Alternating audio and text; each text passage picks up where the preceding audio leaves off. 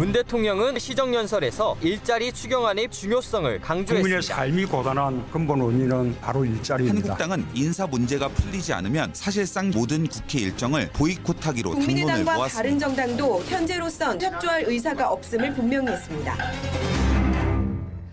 예, 문재인 대통령 어제 국회 시정연설을 통해서 추경안 통과의 절박성을 강조했습니다. 일자리란 단어가요, 44번 나왔습니다. 예. 하지만 야권의 반응은 냉랭하죠. 처리 과정이 순탄치가 않아 보입니다. 게다가 어제 강경화, 김상조, 김희수 후보자 청문 보고서 채택 무산됐습니다. 모두 무산됐습니다. 이래저래 꼬여있는 상황. 오늘 이 문제는 국민의당 박지원 전 대표 연결을 좀 해서 고민해보죠. 박지원 전 대표님 안녕하세요. 안녕하세요. 박지원입니다. 어제 대통령 시정연설 뒤에 문 대통령하고 박지원 전 대표하고 악수하는 모습이 화제였어요.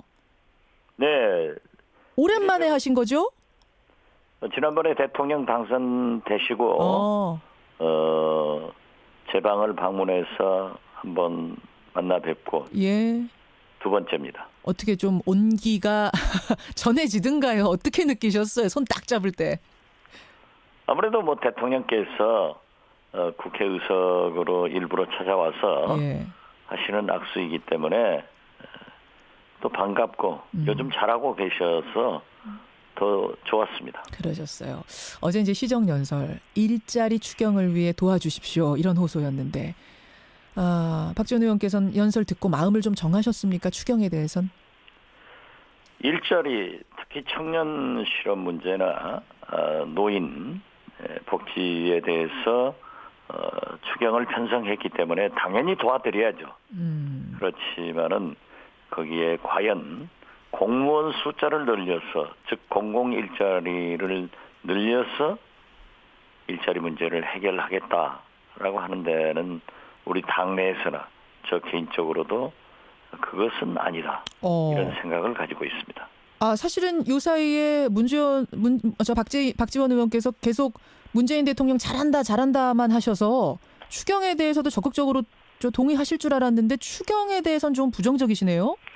제가 잘한다고만 한 게 아니라 예. 못하는 것은 못한다. 이렇게 지적을 했습니다. 예. 언론에서 예. 아마 언론도 그렇게 생각하나 봐요. 대통령이 잘하시니까 잘한다만 보도하더라고요. 그렇게 된 건가요? 네, 못한다는 것도 많이 지적했어요. 그러셨어요. 근데 예. 추경에 대해선 동의하기 어렵다. 이쪽 같은 그렇습니다. 입장 당과. 추경을 근본적으로 반대하는 것이 아니라 예. 거듭 말씀드리지만 일자리 창출, 즉 청년 문제나 노인 문제에 대해서는 당연히 하셔야 되지만은 예. 대통령 후보 때도 81만 개의 공공 일자리를 늘려서 실업 문제를 해결하겠다 하는 것은 처음부터 지금 우리는 반대를 하고 있고, 특히 공공 일자리, 공무원의 일자리를 늘리는 것은 예. 필요하면 늘려야죠. 그렇지만 그렇게 많이 늘리는 것은 공무원은 한 번 채용하면은 예. 20년, 30년을 보아야 됩니다. 예. 신분 보장을 시켜야 되니까. 그렇죠. 그래서 그러한 것은 문제가 있다. 그리고 보시는군요. 일자리 창출은 근본적으로 예. 기업에서 이루어져야 되는 거지 정부가 주도적으로 해서는 안 된다 하는 생각을 가지고 있습니다. 지금 정부 여당에서는 허투루 채용하는 건 아니고 지금도 필요한 그 일자리들을 찾아내서 공무원 일자리 만드는 것이다. 또 공기업부터 시작해야, 공공기관부터 시작해야 사기업들도 그 분위기를 받아서 이어갈 거다, 일자리 만들기. 이런 의견이긴 하던데요. 이걸로는 불충분하다고 보세요. 저는 IMF 외환위기 때 기업을 또 정부를 구조조정할 때도 그런 얘기를 했습니다. 예. 구조조정이라고 하는 것은 무조건 잘라내는 구조조정도 있지만은 부족한 것을 채워주는 구조조정도 있거든요. 그래서 당연히 소방직이나 이러한 공무원은 늘릴 필요성이 있으면 늘려야 됩니다. 예. 그렇기 때문에 그렇게 흑백 논리로 공무원은 안 된다.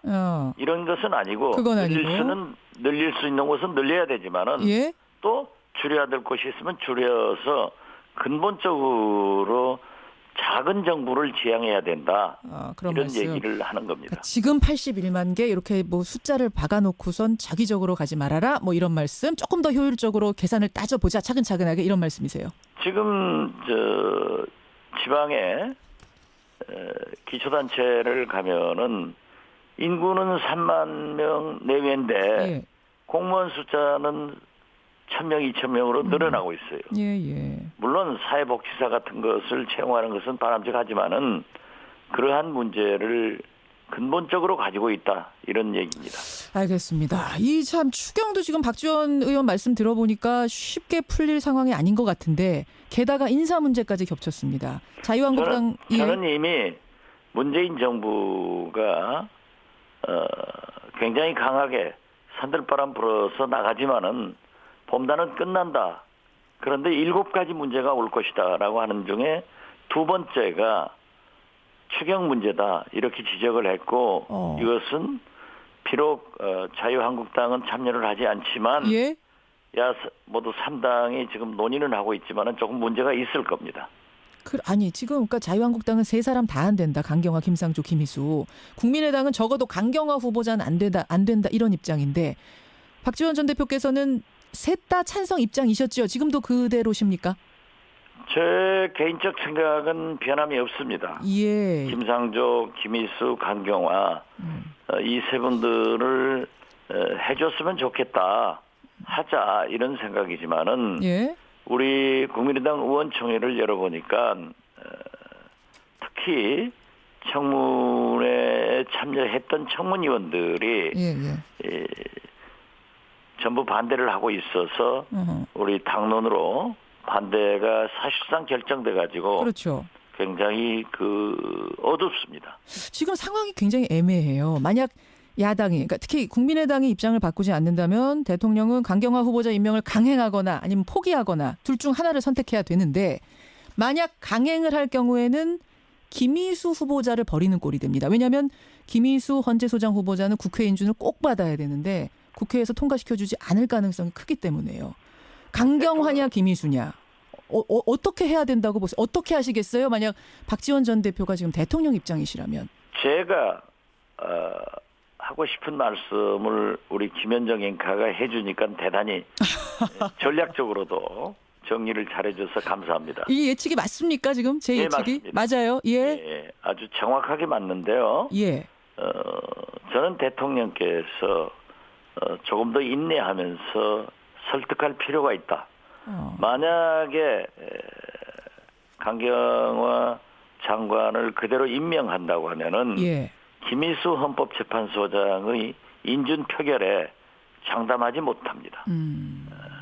그렇기 때문에 또 앞으로 사실 제가 되게 어림짐작으로 해보니까 9월까지 대법관, 대법원장, 헌법재판관 여러 약 30여 차례의 인사청문회가 남아 있습니다. 예. 그런데 대통령께서 이미 5대 비리에 관계되는 사람들은 임명하지 않겠다라고 국민한테 약속했단 말이에요. 예. 그런데 지금 어제 그제 임명한 새 장관들은 더 많은 것을 걸리고 있어요. 오늘 아침 보도를 보더라도. 그런데 과연 이것을 두고 대통령은 하지 않겠다고 해놓고 이걸 가지고 계속 임명할 수 있겠는가. 그래서 저는 비록 개인적으로 강경화 장관의 임명을 찬성하지만 대통령께서 강행하면은 김희수 헌법재판소장의 본회의 인준 표결이 부결로 유도될 것이고 앞으로 계속 인사청문회에서 협치는 찾아볼 수 없다 하는 말씀을 드립니다. 아니 근데 설득을 지금 안 한 게 아니잖아요. 정부 여당이 다 나서서 뭐 정무수석도 그렇고 물밑으로 굉장히 노력을 해서 소통을 하고 있는 걸로 아는데 자유한국당은 꿈쩍 안 하는 거 아닙니까? 국민의당도 뭐 마찬가지고요. 국민의당도 마찬가지가 아니라 그러한 것을 모색을 하고 있기 때문에 저는 좀 더 노력할 필요가 있다. 또 사실 지금 대통령께서나 민주당에서는 국회 선진화법 이전의 국회와 국회 선진화법 이후의 국회가 다릅니다. 그리고 특히 문재인 대통령은 과반수 의석도 가지고 있지 않은 취약한 정권입니다. 그렇죠. 예. 마치 지금 120석 300명 국회의원 중 예. 120석을 확보한 민주당의 대통령이 예. 220석을 가진 대통령으로 생각을 하면은 안 된다 이겁니다. 그러면은 박지원 전 대표님, 제가 정리를 다시 한번 해보자면 강경화, 물론 지금 이제 개인적으로는 세 사람 다 좀 했으면 좋겠다라는 의견 가지고 계시지만 야당이 이렇게 반대하는 상황에서 강경화 후보자 강행은 말리시는 거예요. 그렇습니다. 설득할 때까지 최대한 설득해라 이 말씀이세요? 그렇죠. 냉각기도 좀 갖고 예. 더 설득을 하면은 예. 가능성이 있을 건데 마치 120석 가진 대통령이 예. 220석 확보한 대통령처럼 어허. 임명을 강행하면은 어떻게 되겠냐 이거죠. 줄줄이 30명 인사청문회가 다 문제가 될 거다. 앞으로 험난해질 거다. 그렇지 않습니까? 만약 강경화 장관을 임명하면은 예. 그것이 기준 스탠다드가 된단 말이에요. 예. 그러면 다 강경화는 됐는데 왜 이건 안 왜 되느냐? 안 되느냐. 또 지금 현재 5명 어제 그제 발표한 인사들만 보더라도 예. 이분들은 감동도 없고 스토리도 없어요. 거기에 대해서는 또 혹평을 사실 뭐 하시네요. 김상조 공정거래위원장이나 예, 강경화 외교부 장관 후보자 같은 분은 감동도 있고 스토리도 있거든요. 그런데 청문 과정에서 이러한 것이 나타나니까 예. 지금 상당히 어려움이 있는데 더 많은 논문 표절과 더 많은 잘못이 있는 그러한 분들을 계속 임명해놓고 해주라 예. 하는 것은 설득력이 없어지는 거예요. 알겠어. 그러면요. 저 박지원 전 대표님. 대통령이 어떻게 설득을 해야 이게 설득이 될까? 지금 최대한 설득을 하라라고 하셨는데 얼마나 더 해야 되고 어떤 방식으로 해야 됩니까? 그걸 제가 잘 알면 대통령이죠. 아니 그걸 주셔야죠. 그게 문제인 잘 거예요. 아실 거고 실제로 대화들을 많이 하고 예. 그러기 때문에 저는 그렇게 생각하면 됩니다. 대통령께서 예. 박근혜 대통령 탄핵 이후 예. 우리 국민들이 요구하는 시대 정신은 새로운 대한민국, 국가 대개혁을 바라고 있습니다. 저는 적당한 비유가 되려는지 모르겠습니다만은 4.19 혁명 후 예. 장면 내각이 출범해서 예. 얼마나 많은 국민들이 민주주의를 요구했습니까? 이때 장면 내각이 잘못 핸들링 해가지고 5.16을 가져왔습니다. 이렇게 중대한 문재인 정부이기 때문에 저는 120석 가진 정당의 대통령, 예. 특히 국회 선진화법을 알겠습니다. 가진 대통령이기 때문에 예. 더 많은 노력과 국민의당이나 바른정당에 대해서 더 큰 노력이 필요하다. 알겠습니다. 저는 그렇게 봅니다. 예, 그러니까 그런 노력하면 자유한국당은 예. 사실 역사적으로 보더라도 IMF 외환위기를 가져와서 박지원 우리 국민들에게 전 대표님? 고초를 주었고 예. 지금 시간이 많지 않아서 짧게 정리 박근혜 부탁드립니다. 탄핵시켰는데 예. 그분들을 설득하기는 어렵지만은 국민의당이나 바른정당에 대해서 더 노력을 하는 것이 필요하다 이렇게 봅니다. 여기까지 말씀 드려야겠습니다. 오늘 고맙습니다. 네, 감사합니다. 국민의당 박지원 전 대표였습니다.